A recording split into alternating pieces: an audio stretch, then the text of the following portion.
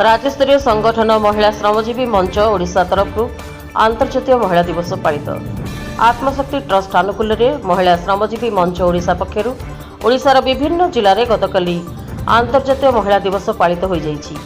गत 9 वर्ष हेब संगठन महिला मानक अधिकार को सुनिश्चित करने उद्देश्य महिला संगठन करि आसुछि। एही परिप्रेक्षी में मयूरभंज, बलांगीर, कोरापुट, रायगड़ा, मालकानगिरी, सुंदरगढ़, कलाहांडी भली विभिन्न जिलार ग्रामांचल में बसवास करुवा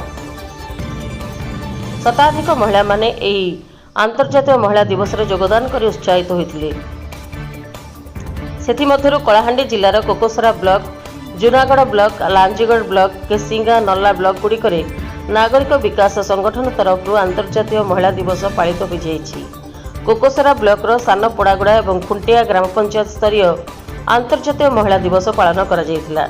एठारे मुख्य अतिथि भाव खुंटिया ग्राम पंचायत सरपंच श्रीमती माधवी धरुआ, मुख्य वक्ता भाव नारी नेत्री श्रीमती रमणी दुरिया योगदान करी महिला दिवस पालन उद्देश्य आभिमुख्य पर निज निज अभिभाषण रखिथिले। सेहीपरि सान पोड़ागुड़ा पंचायत मध्य अंतर्जातीय महिला दिवस पालन जोग देइथिले।